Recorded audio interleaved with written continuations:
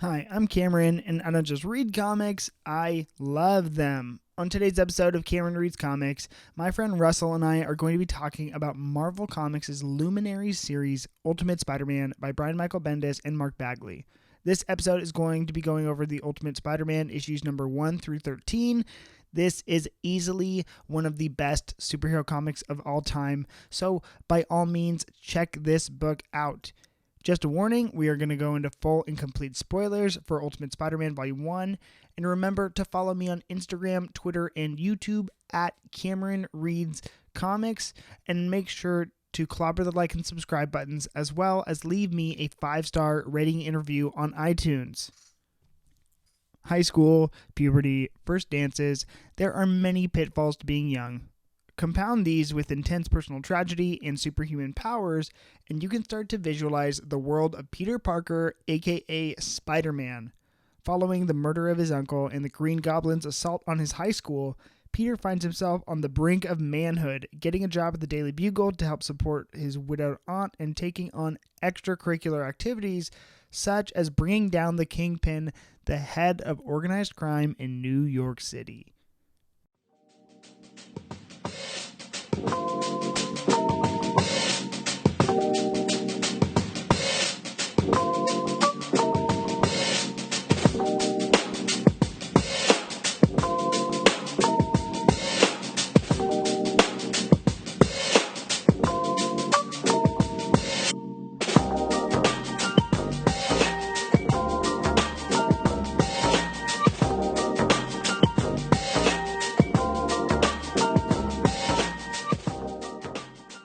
Hi, Russell, and welcome back to Cameron Reads Comics. That was our 4th try at the intro, and I'm going to leave this cut in just so people know that we are not perfect here.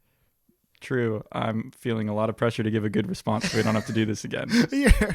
Oh, man. First time it was my fault. Second and third time were also my fault. So now here we are. Okay, we're imperfect. We're here, and we're talking about Spider-Man. So, Russell, we read this week Ultimate Spider-Man. We read 2 different collections, but we read the same issues. So you read issues 1 through 13. I read issues 1 through 13 of Ultimate Spider-Man. So you had questions for me before we even kind of get into... Wait, what does that even mean? We read 2 different collections. So I read this digitally, and I have the omnibus format. You have the Ultimate Collection trade paperback editions. It's just the... we read the same panels. The same issues, yeah. The same issues. It's just 2 different formats. Oh, I see. Okay. So, but you had some questions going in. Yeah, I mean, I think this is like one of the first things that we've talked about, or you've had me read and we've done a podcast on, where it's like it feels mainstream. Like I read this and I'm like, I know this story. This is blockbuster heavy hitter comic books. Yeah. So like, I guess my first question is, where does this fall in like the Spider-Man like continuity and universe fame maybe of stories? Great question.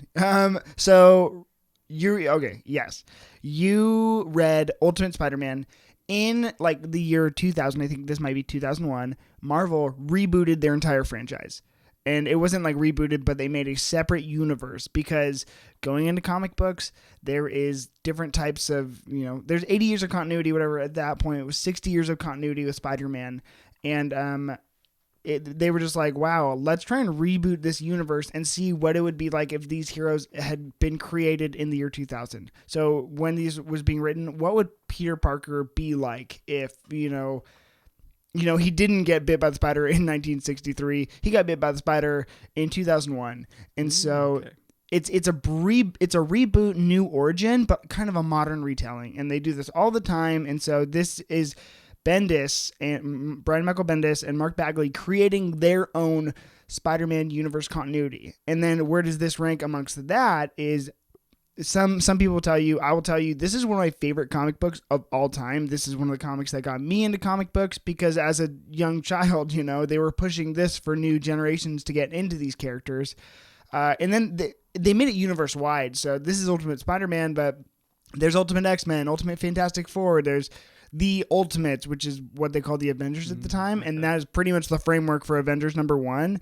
And so, yeah, that's kind of what was going on here. I see. That makes a lot of sense. So then this is a story that has been told a time before in a different decade, and now this is being told in the 21st century. That's essentially what's happening. Exactly. And so like it says for the first 6-issue arc, I think, which is Power and Responsibility, it's inspired by Amazing Fantasy 15. That's Spider-Man's first appearance. Oh, yes. Written by Steve Ditko and Stan Lee.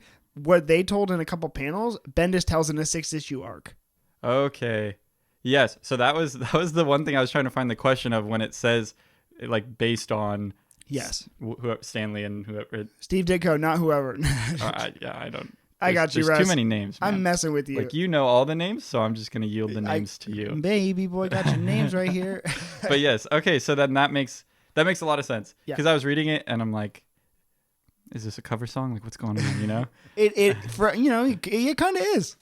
But I think that also for this story in particular, like, it's, because by the time this was being published, they were on issue like 500 of Spider-Man, and you can't just hand a new reader, here's issue 500 and just go for it. Like, right? Yes. Some issues you can, not this, and like this. It's funny because it's one of the big two publishers, but it's a reboot, it's a revamp of the character, and so like you didn't need to know anything about Spider-Man before you picked this up. Yeah, that's a great point, and I think that's even maybe we've talked about this in the past, but that was like one of the things when you're like, Russell, you should read comic books. Like, I feel like there's way too much context that I don't know about, and so this was really nice because it's like, it's like the Tobey Maguire Spider-Man, but different for sure, but. Yeah, like I get it. I get what's going on here. Origin story. We're starting at the start here. Yeah, and what's funny too is like this is one of, I remember because they were publishing this series went on forever, and like it's I'd argue the most successful of the Ultimate line. I don't think that's a very hot take. And this is like they went on, and this is that for this team in particular. This is the longest run in comic book history. I think Mark Bagley and Bendis without a break did like 100, I think it might be 111 issues or something, 109 issues sequentially, and that is the longest comic book run of a creative team of all time. Has yet to be broken. Okay, so I'm reading issues 1 through 13 of what is like 109. More like 150. Like this story keeps going on, and then it's in this universe that they introduce Miles Morales. I see. Okay. Nice. That was like a question that I sort of didn't know I had, but I have answered now. So there's a lot more, and let me tell you, like, for favorite moments when it comes to like comic books, like when it comes to reading issues, and when it comes to like reading comics and being on the podcast, I'm like, what's your favorite moment of this 5-issue series? In these 13 issues, there's just so many stacks of like favorite moments that I have, because this is just one of the truest representations of the entire character, and every character that's really kind of represented. Like Aunt May, I think, is the perfect Aunt May, and like I think they gave us a lot of time with Uncle Ben to really understand his role, and then obviously the Uncle Ben story. But actually, let's just get into the book. But before we get into the book, actually, I want to know what has been your relationship with Spider-Man thus far? Like, well, with comics, it's zero, right? But even, he's a pop culture icon. Yeah. So, I mean, I've seen Spider-Man, Tobey Maguire 1 and 2. You did not see 3. I've just seen that one scene where he dances, and that was enough for me to say, it's okay. That's pretty much the movie right there. Yeah. So. And then I saw the Andrew Garfield first one only. Did not see the second one. That's like, okay, here's my hot take for my fans. I love the second movie. I rank it in my top. Like, there's actually a lot of Spider-Man movies when you think about it. That is in my like top 3s. Amazing Spider-Man 2. Yeah, I mean, I had nothing against Amazing Spider-Man 1. I don't actually know why I didn't see Amazing Spider-Man 2. Because the reviews were really bad. Oh, well, maybe that's why. So yeah, have you ever seen? This is just a side note. Have you ever seen that video where it's just in Amazing Spider-Man 1, it's just all the takes of Andrew Garfield stuttering? No. It's like 2 minutes long. It's crazy. I love like Andrew that Garfield. made the movie, but I mean, it makes sense for the character, I guess. And he had an accent. So, no. You're thinking of him stuttering. Okay, like the clips of Peter Parker within those movies. Yeah, so he's just like, hey, do you want to go on a date? Like that. Yeah. Or, I don't know. But yeah, anyway, but I like that movie. And then obviously I've seen all the movies that Tom Holland is in within the Marvel cinematic universe. Yeah. And I mean, I like that iteration the best just in movies. I obviously don't have a ton of context. But I don't know. I really love Homecoming. I really love Far From Home too, and I like the intro in Civil War. I love it all. So Yeah, I actually do have it. Yeah. I mean, Homecoming is maybe my favorite movie in the Marvel Cinematic Universe. So. Like, okay, so there's categories for me when it comes to Marvel Cinematic Universe, because you can't just get one and be like, this is the GOAT. But when it comes to like solo superhero origin stories, Homecoming is my absolute favorite. Good. It's literally, and I just mean like for a character that is as dearly held as Peter Parker is to, you know, generations of fans. I think Batman's the most popular superhero, but I think Spider-Man is just like right under that, and then Superman under Spider-Man. Those are like for favorite superheroes, most popular. I think that's my scale. And you know, there were, and I don't want to be mean or whatever, but I think in some of the steps that Sony took in their own franchises, there were missteps and misrepresentations of like who people think Peter Parker is. I think that Tom Holland is and especially in those movies, is the perfect representation. You know, I'm like beat for beat. And so that actually goes to my next question is, do you see the influence of this series in Tom Holland? Because this is actually the source material pretty much they were basing it on. Well, I think, absolutely. Like, I think the thing that I noticed in this when I was reading it, and then obviously you can see in Homecoming, that I think is much better, for lack of another word, than maybe the previous franchises takes. They're just different, But I loved how they lean into the teenagerness, you know? Like, when I'm reading this, it's like there's so many parts that are so sort of awkward, like you cringe a little bit, but in like not like it's a bad way. It's more of like they nailed it. This is high school, This is high school, feels like cringing a lot, you know. And so there's something that I really love about that when I read that, and I think that's something that I really like about like Homecoming and that story, is that Tom Holland feels so much more like a high school student than the other previous movies, and I love that. You know, it's like I believe him. He looks younger. He acts younger, you know, and so but that was like the main part that when I was reading just stuck out to me. Obviously there's other things as well, and then I'm like also noticing in my head, where's Ned, you know? Ned's declassified. No, or Ned Leeds. He is, well, that's a Miles Morales character. That's what's crazy. Oh, okay, so they're mixing and matching a little bit. I would gladly, like, oh man, Russell, if you want to do a series on this, because you know, I usually sometimes comic series, like, you know, they go down. You know what I mean? The first intro is really great, and they kind of just progressively get worse. This is not one of those series, and I mean it, like hit for hit. Like every, you know, I've read, and I can't say this about a lot of series, but I've read this pretty much until the end. There's some weird reboot stuff that was happening because it just went on for so many years. But like I've read, you know, at issue 100, they do. Because he pretty much adapts really famous Spider-Man storylines, and he kind of fleshes them out and, you know, makes them, again, puts them in a modern context, puts a twist on them. And so he did Clone Saga, which is one of the most notoriously bad Spider-Man stories. It took up publishing history for a year, spanned across all these titles in the 90s, and it was just so divisive among fans on whether or not it was actually good. So he did that. Bendis was like, we're going to do Clone Saga for issue 100, and everyone's like, no, don't do it. And for me, that's like one of my favorites. I think top 2 Spider-Man stories of all time. I don't know if I could put it number 1 because I got to think about it, but like, again, he just adapts these things, and he eventually leads into spoilers for a series that's like, I don't know, it was like 2012, so it's old. It's 10 years old now. You think about it, but he eventually killed Peter Parker.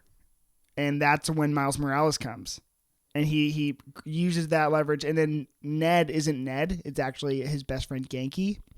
Okay. And he's like literally just like playing with Lego Star Wars and being they're 14 and dweebs, and it's just so awesome. True to the character. And so, do you remember actually? One of my notes I had was you and we were volunteering at the church together, but I would show you when the Miles Morales trailers were coming out, and I was like, oh my gosh, Russell, this is gonna be so good. For like the animated Spider-Man. Yeah, Into the Spider-Verse. Sort of, not really. Okay, well that hurts me, but you know. You're like, sort of, but no. I mean, not that I mean, I obviously love that movie a lot. Apparently, it meant more to Hey, me. you know than- what song's never gonna die? What? Sunflower. Oh Post my- Malone, Sway Lee. In my mind, that song lives on forever. That song is so catchy. So catchy, right? Absolutely. Okay, so before we get into context, it's been 15 minutes or whatever. But one last thing though I want to hit on is you've read a lot of indie comics, and now this is your first foray, and I think this is it's blockbuster, it's superhero, it's action packed, kind of traditional bread and butter comics. How did this compare? Yeah. Well, yeah, that's a good question. I mean, there's an immediate sense of like when I'm reading Why the Last Man or Saga or something, there's such a newness to that, right? Like I'm opening that first page and I have no clue. Whereas this, I'm opening the first page and I have some clue, like, like I don't know exactly what's going on, but I know the gist of where this is probably going. And so, but that also makes me like, it felt very edifying reading this as opposed to like an indie comic. What a word. Because it's like, yeah, well, I just felt like, oh, I'm reading something that I know is sort of like important. Like, like the movies are all sort of based off this arc, and I'm reading some iteration of that. And so I know that this is like an important comic in the realm of, whatever, comics and Spider-Man. Yeah. And so like that felt sort of good and different than something like Y or Saga, where it's like, this is something new and it's revered for being new. It's like, oh, Spider-Man, this is something traditional and it's revered for being like one of the, greatest stories in the tradition. It's like kind of that trade-off between a story of tradition versus a story that's just out of creation. So that felt very different. Like I was reading from a different perspective almost in that sense. And I really liked that. Like I enjoyed it a lot.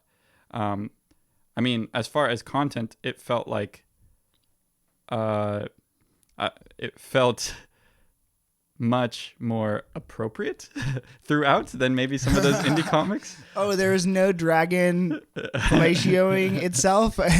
No, there wasn't, surprisingly. Just read on, man. We got 100 issues. No, just kidding. Just kidding. But I like that. It's like, it feels like, in some sense, it's a PG-13 thing. It's not. There are rules to the story, and I like that, And I think one of my favorite things about this medium and just the potential for creativity within those boundaries is just how they show their creativity, because I'm like, it didn't feel any. You didn't need, I guess, and for lack of a better word, kind of like grotesque, storytelling devices in order to show humanity within the story, because I think Saga kind of leans into that maybe a little too heavily or something, but like for something like this, it's pimples and it's uncomfortable conversations. Like I just finished it today with issue 13, and the entire arc of Aunt May trying to like, Peter, no hanky panky in the room with MJ, and it's like Aunt May, we're both fully clothed, but it's like, that's awkward, but everyone's been there, Yeah, that I like that. I particularly like the hanky-panky phrase. Like, I feel like that's for sure what Aunt May would refer. That's her word there, hanky-panky. Oh, she's so funny. Fan. Okay, I also wanted to give you, like, I think we read more issues in this one than we have in previous volumes. Like, you just came back for Snagglepuss a couple months ago, but this one is, like, very much, it's 13 issues because it's a couple arcs. I didn't want to just give you, the first origin story and then to ask what you think. I wanted to give you a little more context into his narration, and I think the ending on issue 13 with the confession issue was very, I really wanted to make sure we hit that because I think it's a very important issue. It's very different too. But before we get into those arcs, Bendis has a very specific way of writing dialogue. He's very much like it's call and response, and even the way he lays out the panels. How did you feel about that? Because I at the time especially, it was very untraditional. Yeah, I will say at least at times the panels were a little confusing. Oh, really? Because sometimes it's the traditional left side, right side, but then sometimes it's like both pages you have to just read. Yeah, exactly. And so that, like, the first time that caught me off guard a lot, and then I was like, oh, I got to be looking out for if the panel's going on the next page. Yeah. But in terms of the dialogue, I think for the most part, that wasn't like something that I noticed necessarily as being something like super unusual. Like it felt fairly natural to me. So maybe that was just it was a natural thing. I don't know. I also don't have a lot of context to know that that's something different than what was happening. I don't know, just compared to what you've read before. Mm-hmm. You know, I just think the way he sets up his pages too, and just, you know, I'm sure you notice in the confession issue, there's multiple times he just uses like the same panel a couple ways over. You know what I mean? Like when he's like, Peter's like, I need to tell you something, and MJ's like, what? And he's like, I need you to trust me. And she's like, I trust you, but also okay. And he says, you need to promise. And she has the same facial expression like over and over. And I'm like, now that's fairly modern.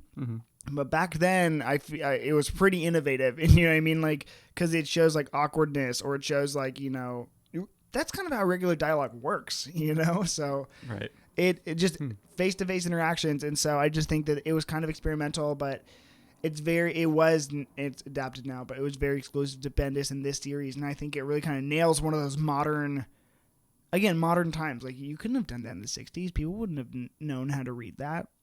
Yeah, that's a good point. And I think even within that, that's like, yeah, for the most part, dialogue, you're not making a ton of new faces. You know, it's just, you're just talking. So. Yeah. So for the first arc, we did Power and Responsibility. It was an origin story.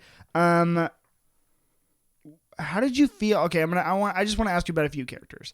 How did you feel about Norman Osborne? Like, he was one of our first intros. Do you know who that is? Well, I feel like you can kind of now know who it is, but the Green Goblin. Yes, he was the Green Goblin, but they didn't introduce him as that obviously first. He was just Norman. Wait, what do you mean? Oh, like in this? Like, yeah, in the book. Yeah, for sure. It's like he becomes the Green Goblin. Yeah, yes. But like, how did you feel like? Because, I mean, the direction that he went, I think it was really important that they showed, number one, he wasn't a good person. But number two, on top of that, he's very menacing and, like, methodical in his thinking.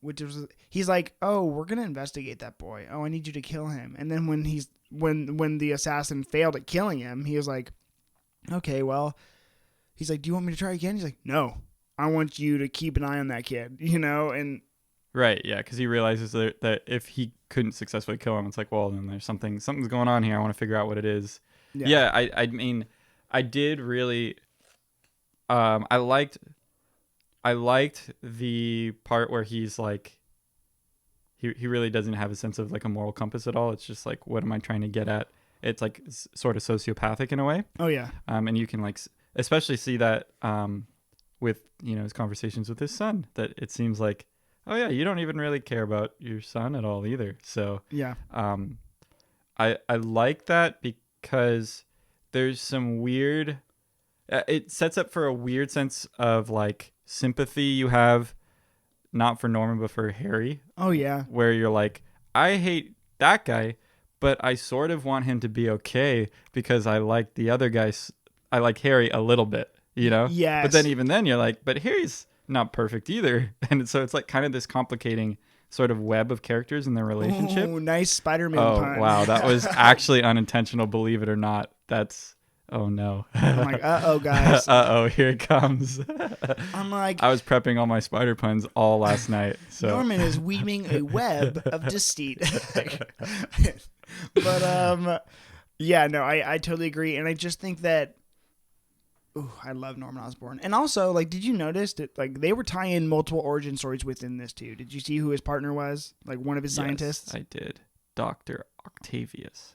Doc Ock, my man. Oh, we got a Spider-Man expert in the house right now. But I watched Spider-Man 2, remember? Oh, that's a good one. Otto Octavius, like, I love that. And, you know, when you kind of had, because it's not like Stan Lee and Steve Ditko really had, like, a roadmap where they're going. Like, yes, I guess in broad scheme they were, but they were just like, okay, here's new month, new villain. Right. But seeing the time and thought that could have gone into this, I really loved. And then you also see Octavius is not a good guy either, you know? Mm-hmm. He's like, oh, I'm not going to consensually ask you if I can take your blood right now. Like, and so, did you like that? Did you see did it make, it's almost an Easter egg, because did it make you feel like super cool to know kind of, oh, there's stuff that's going to happen there? Yes. I mean, so it sort of catches me off guard because, like, I honestly, you have, when you aside me my reading for it's like, what I'm about to read, but personally I read it and I'm like, oh, there's Doc Ock, I know who this is.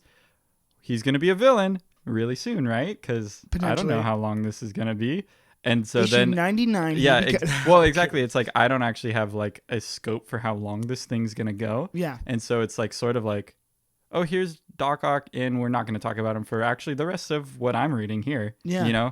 And so it's like, I think in hindsight I appreciate that a lot, because it's like, oh yeah, like there is actually, I mean, even with the whole Green Goblin thing, there's no finish yet. There's a nice like roadmap. Yeah. So I do like that, and I liked just the little. I mean that's pretty good storytelling. I think here's a person, and remember that guy because we'll come back. Yeah. It's like, oh, okay, cool. Yeah, and there's just a lot of potential, and especially if you know that, and that's kind of, I think, what the MCU has done so well. It's like, we got and this isn't a good example, but like we got like Black Panther, we got Prince of Wakanda, or we got hints of Wakanda in Avengers: Age of Ultron. They're like, oh, Wakanda exists, and then it's like, we're like, oh, whoa, wow, and then we see it in Civil War, and it's like, oh man, then we see Black Panther, and it's like, wow, like what's going on here? And so I think that it's smart and it's methodical and it's intentional. They have a place they're going, and they're not going to take you there quite yet, but they're going to sprinkle little pieces in, and that's something I love about the series, because if you have the same creative team over it, they know how to get there, you know what I mean? And they can take their time, and that's one of the best parts of a series like this. Mm-hmm. Yeah, and it's cool having characters that are already part of the tradition that you can just say a name and everyone's like, oh, we know. And it's like, I'm not talking about them right now though. We'll come back. That's exactly it. And like, even for when he breaks into the Kingpin place, the chick on the DVD, like introing that's Patsy Walker. You may not have known this, I wouldn't imagine. She's Hellcat, which is like, it's a cool nod to other things that are going on. That's really as much as I had to say about that. But like, didn't know that one, but it's with the same thing, right? It's like, here's one little scene where there's a person who I didn't know who that was, but that's cool. Yeah, exactly. I was just like, why are they giving so much time to this tutorial? Well, all right, that's but funny. now I understand. It's because Hellcat. I'm like, she has an origin story in here. Just kidding. Or at least maybe in the later hundreds, because I didn't read those. But anyways, so what'd you think? Okay, so there's Norman Osborn. How'd you feel about Peter Parker, our protagonist? Like, his narrations, I think, were so like visceral and like so teenage, you know what I mean? Like, how did you feel about that? Yeah, I mean, I think I really like the character. I like that, there's an element if you like watch the movies where like Peter Parker is supposed to be a nerd, but he's also like, just because it's Hollywood, he's like kind of cool, I'm like, he's also jacked. Yeah, exactly. But I like the nerdiness of this Peter as I read it. It's like, yeah, no, that guy's a nerd. Like, I buy it. And there's something really good about that, Yeah. And yeah, I love the parts where he like does something and then he's like reflecting on it and his thoughts afterwards, and he's like, you stink, Peter, you stink. Oh my gosh, yeah, I want to talk about that. Well, I mean, it's so it's like a high school student. Like, he's just acting sort of on impulse, like, oh, this is a good idea, and then he's reflecting on how dumb of an idea maybe that was in hindsight. Yeah. And I think that's good. I mean, that made a lot of sense. It made me like the character a lot more for being sort of impulsive and reckless at times, and having to like deal with that, like, oh wow, I can be dumb, I need to figure things out. So yeah, I really like that sort of the youthful nerdiness of Peter Parker. It made him like a believable character, and it made it interesting to read. Like, I'm all for it. Yeah, because he wasn't even the first character we met in the story. We met Norman, and then as we first meet Peter, he is reading, and then he just gets like food thrown at him by Kong and Flash, and it's like, oh my gosh, like, what the? And you just see they are brutal to him. I'm like, man, this would not slide like these days, but obviously it's drama, and or it's a comic book, it's fiction. It's fiction, guys. I just think that Spider-Man and Peter, I totally agree with what you're saying, because he is supposed to be an outsider. Peter Parker is not supposed to be glamorous, and the things that like when we lean into Spider-Man, you know, he's a favorite among us, like outsiders looking into his narrative. Mm-hmm. He is not cool. Like in the Marvel universe, he is like, and that's what they did with Tom Holland too, which I really love. When he's kind of like, when he gives his speech at the Feast Center at the very beginning of Spider-Man: Far From Home, mm-hmm. where he's like, right. "Hi everyone," and nobody really wants to meet him. You know what I mean? Like that's people want to meet Iron Man, people want to meet Captain America, Thor's sick, Hulk is cool. Nobody wants to meet Spider-Man. He's just kind of like, come on, guys. Like, I'm here still, too, because that's what we can relate to the most. You know what I mean? Yeah, totally. And so they really lean into that. And, like, I loved... let's talk about the origin, though. Uncle Ben. How did you feel about his death, and how did that hit you? And kind of that arc. Because I think, fundamentally, that's pretty much the same origin. If we're going to go into headcanon, that's my headcanon origin of Uncle Ben. Mm-hmm. How did you feel about his death in the way that affected Peter? Or even the way that those events were framed up. Yeah, it's one of those. I mean, obviously, like I'm expecting it to happen when it happens, right? Wait, seriously? So, but well, it's like one of those things where it's like I'm expecting it to happen. I don't know exactly when it's going to happen within this. You know, I don't know why, but I like always, even like watching the movies or whatever. I hate that moment. I hate when Uncle Ben dies. Like, why? Oh my God. It's just... You knew it was coming. But it's so, like, sad. I mean, you think about, like, okay, here's a kid with an aunt and an uncle who has already experienced tragedy.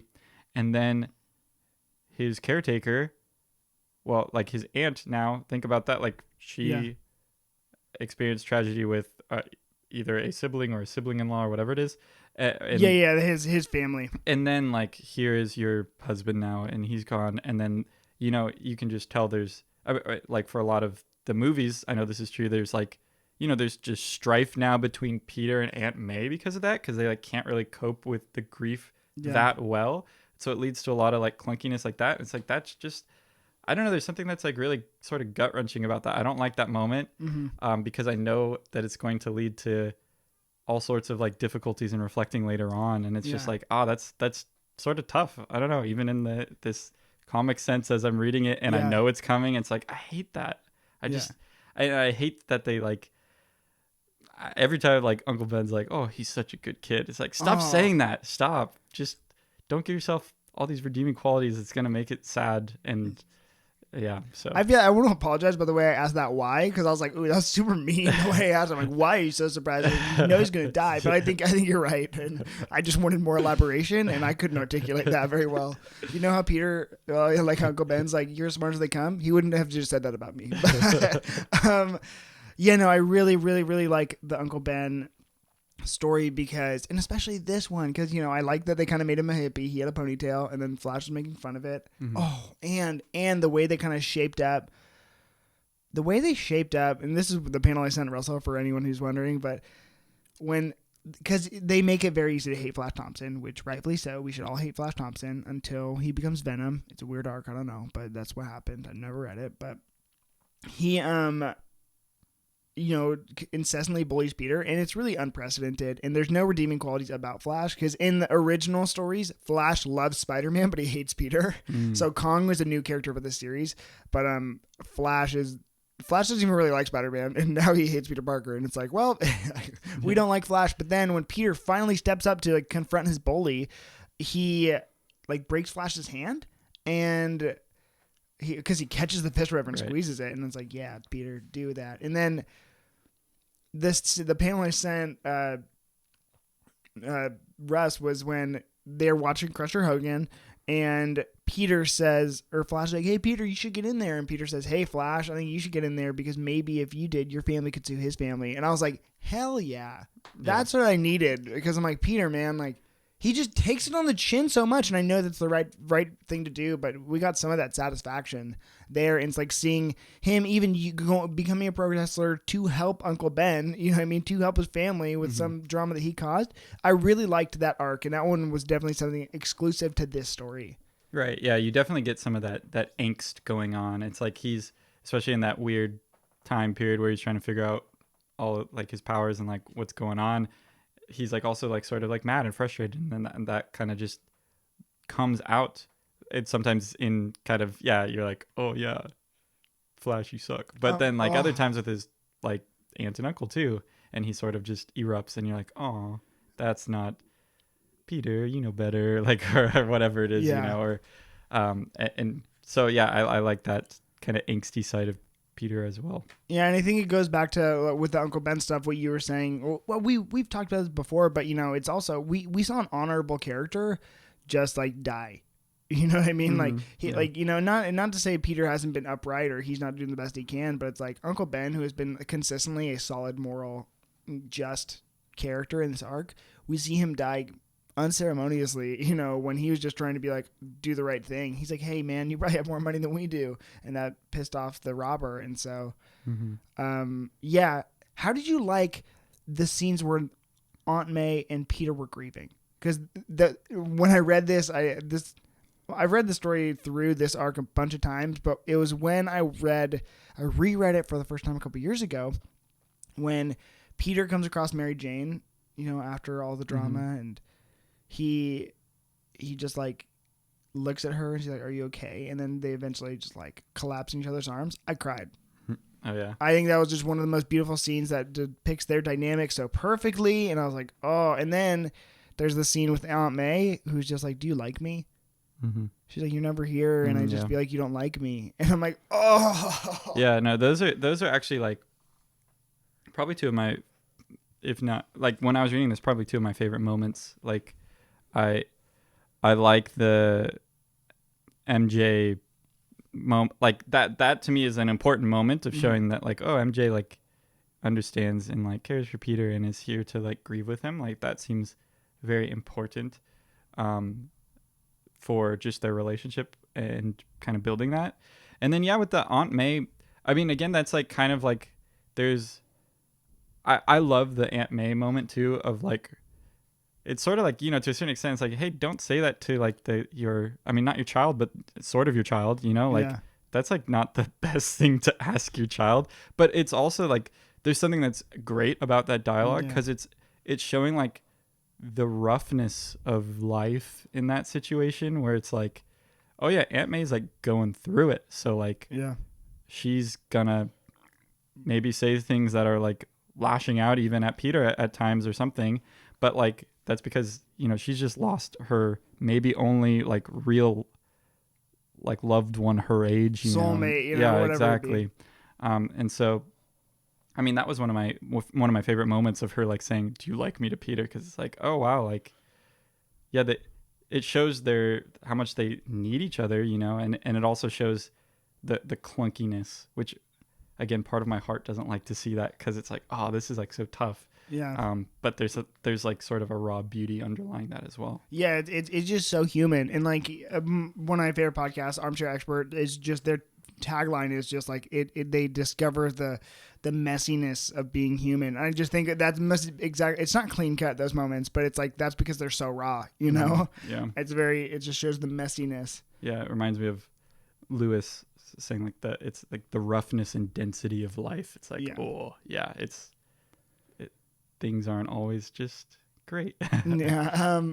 So, okay, next arc. Now we get into, so we had the footnote of Peter and MJ, and I was like, I cried. It was fine.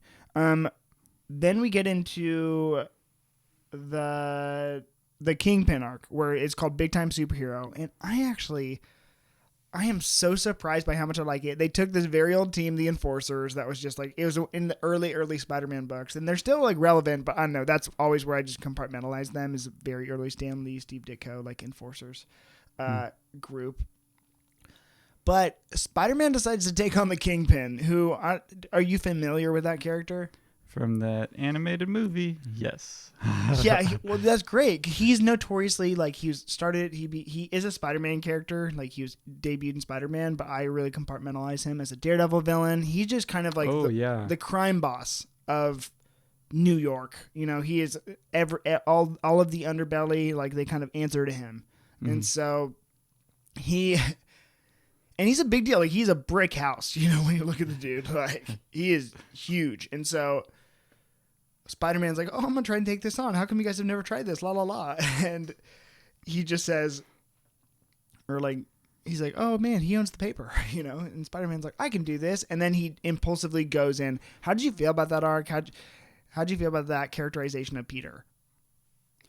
I think we talked about it a little bit too already.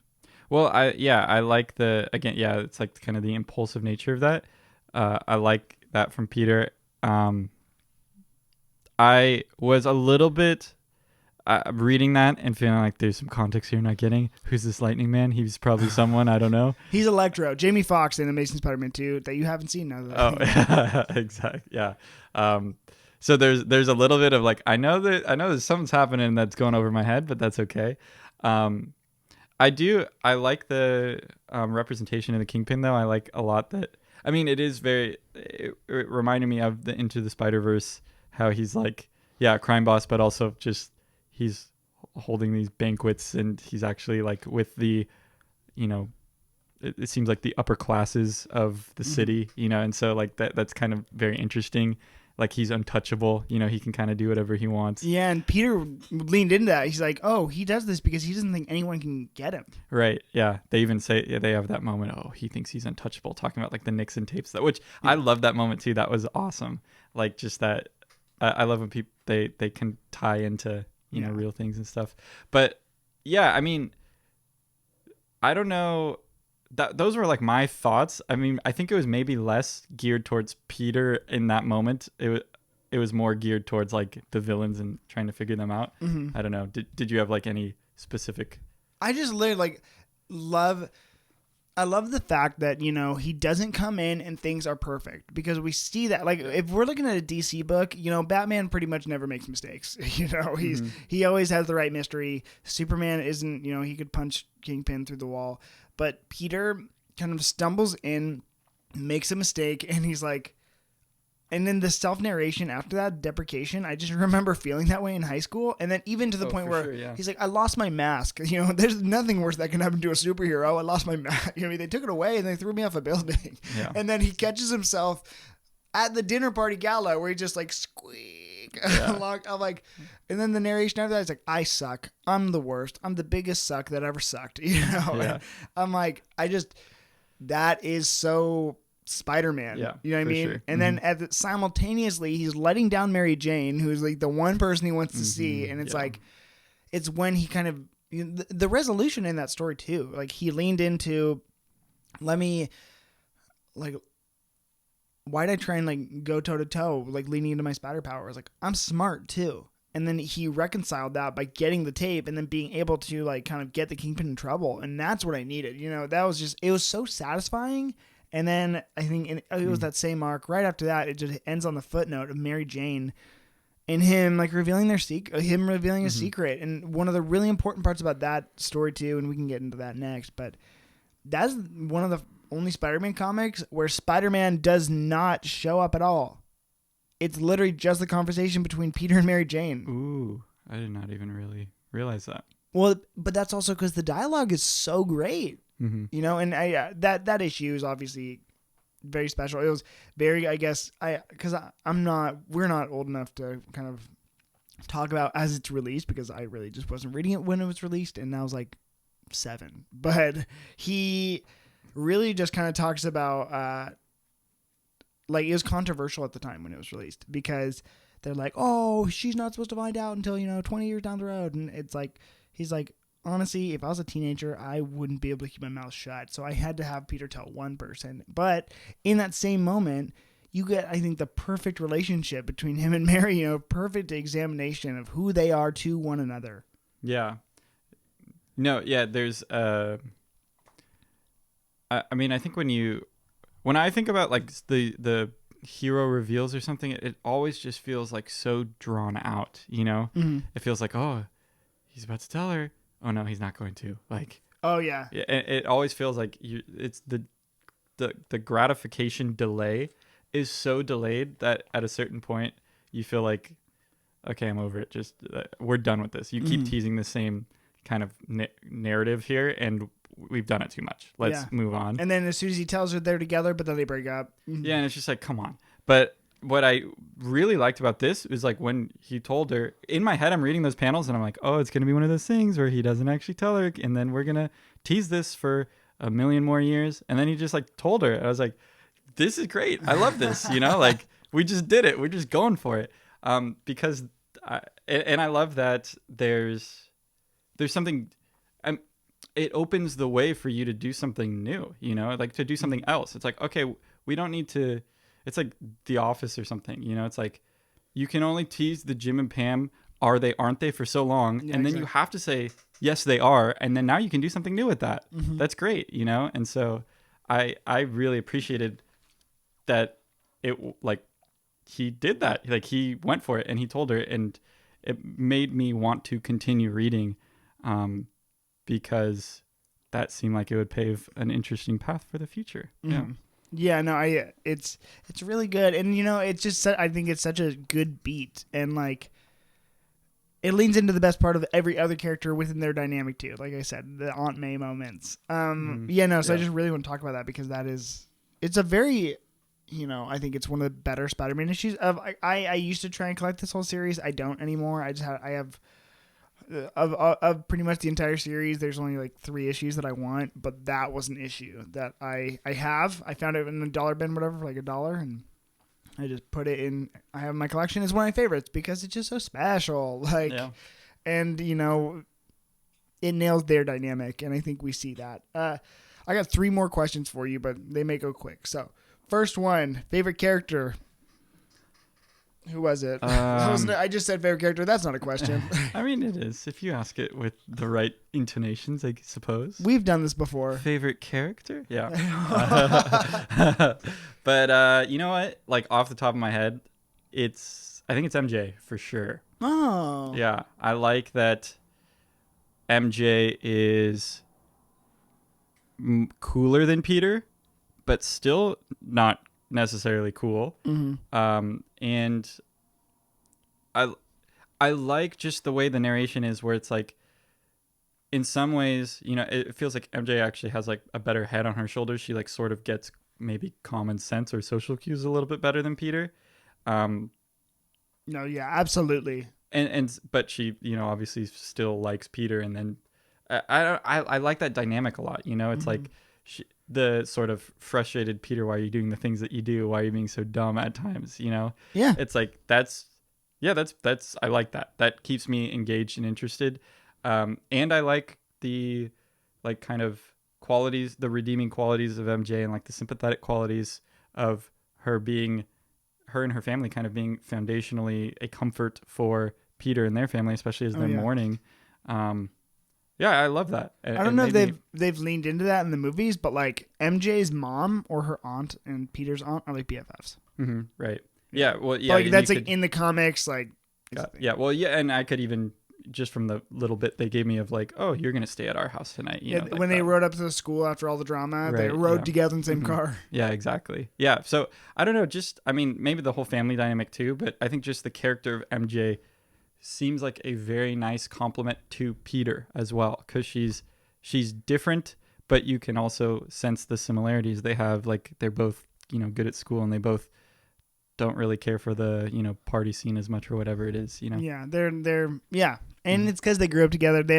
I like the idea that they before this had shared history, which is just special. Right. Yeah, exactly. She knew Uncle Ben, and that's not quite what any other people could say, and so. Who's it for you? No, yeah, I didn't think about that. Honestly, Peter. I just think with the narration and the story and like how human he is portrayed and his tendencies and this whole thing, I'm so compelled by him, and I loved it, and I thought it was so special. And honestly, I just think he's such a funny character. He just makes me laugh, and like one of the better scenes is, just him.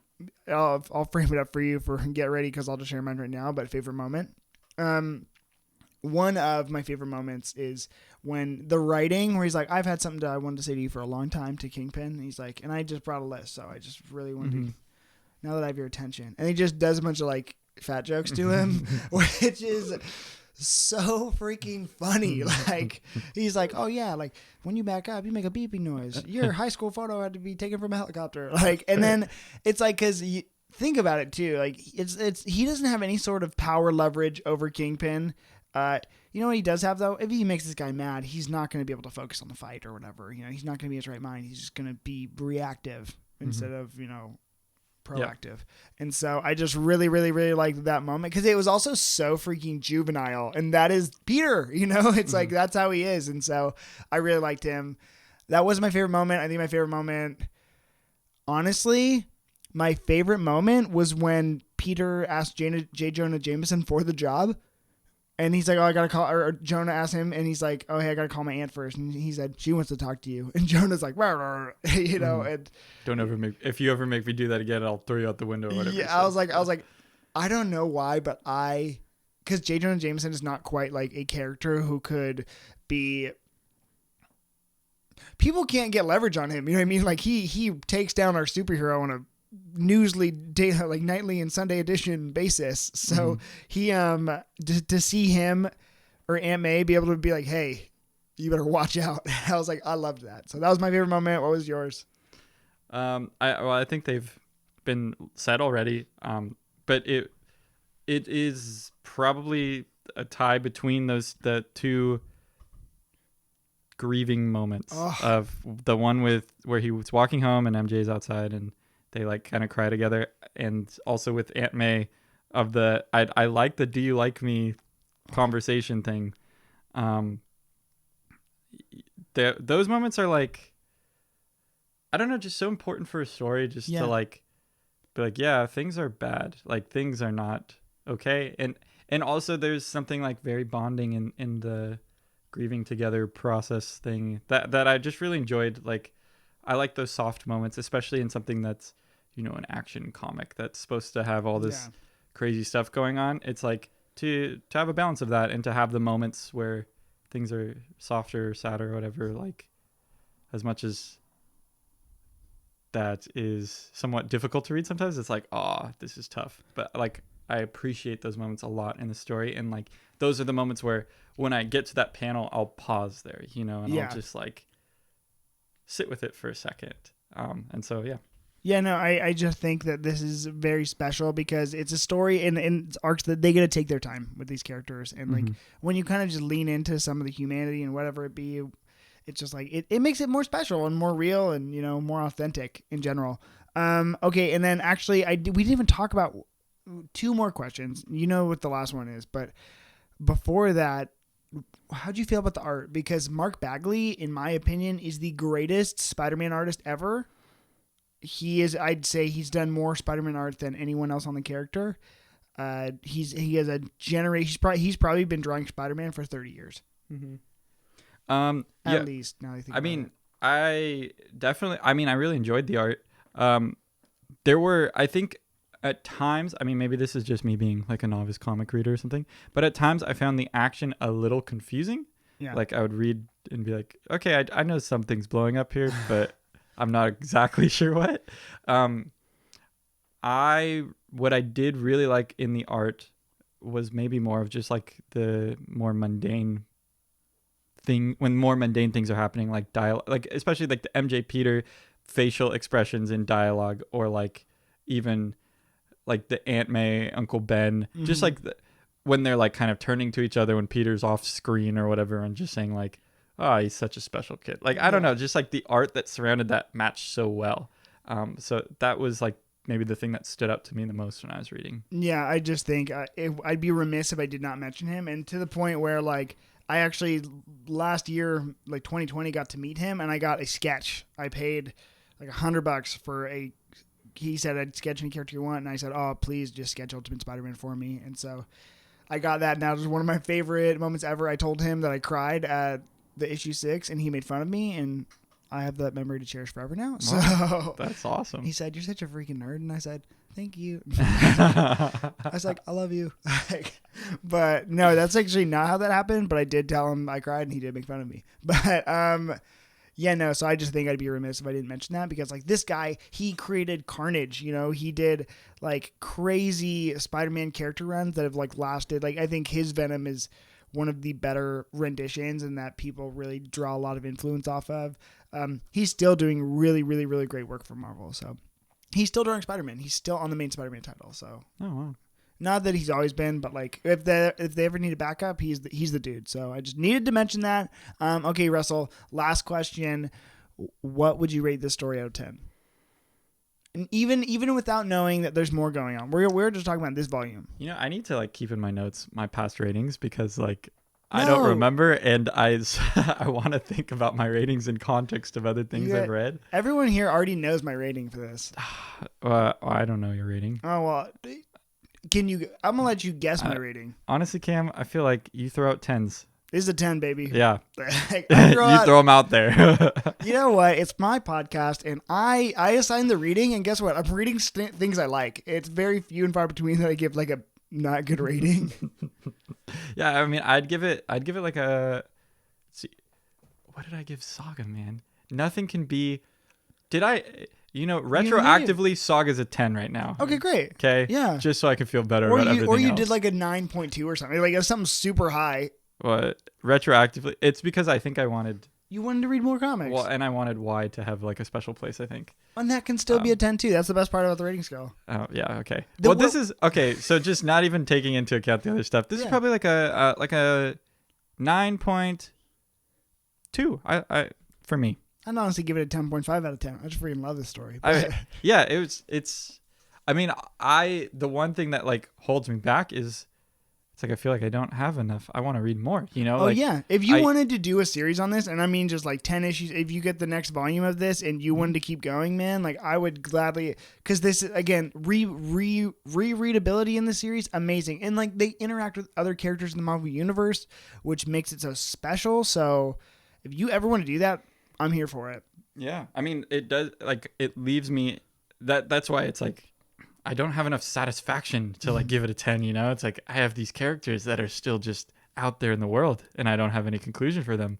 Like, where's Green Goblin? What's going on? Doc Ock, you know? You know what I mean? Oh yeah. And especially too, like there's some really funny arcs that happen in this. Like we could talk about, and this isn't a spoiler by any means, but there's a whole series, like, I think it's an issue where he's fighting Doc Ock at some point, maybe, I don't know, down the road, obviously, but he's fighting Doc Ock at the same time that they are filming the freaking Spider-Man Tobey Maguire movie, because that was like releasing simultaneously, and so he's like, what the heck, you guys really messed up my story. Like, it is so funny. He like sees Tobey Maguire, like another guy in a Spider-Man costume, and like, you know, they pretty much the villains mix them up. It's so funny, but it's like so concise and well written too. It's like, here's a spoiler for an arc that I love, but again, the readability and like the consistency, man, like in the series, like I don't know if you really know Gwen Stacy. They do some great Gwen Stacy stuff where they tweak her arc. You know what I mean?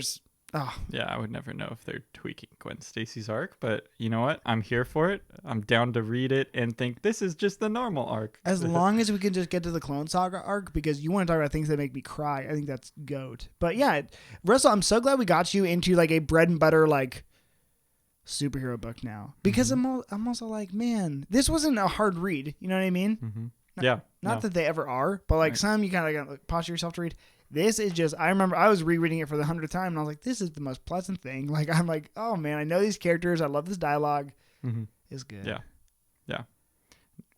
Alrighty, Russ. Well, thank you so much for coming on the show. It sounds like we're going to have you back sooner rather than later. So it will not be 3 months before Russ comes back on the podcast. So thank you, Russ. Oh, remember to go follow us on Instagram, Twitter, and YouTube. If you are listening to us on YouTube, make sure to like and subscribe and clobber that like button. Yeah. So, and leave us a rating on iTunes, a rating and review. So thanks, guys. We will see you later.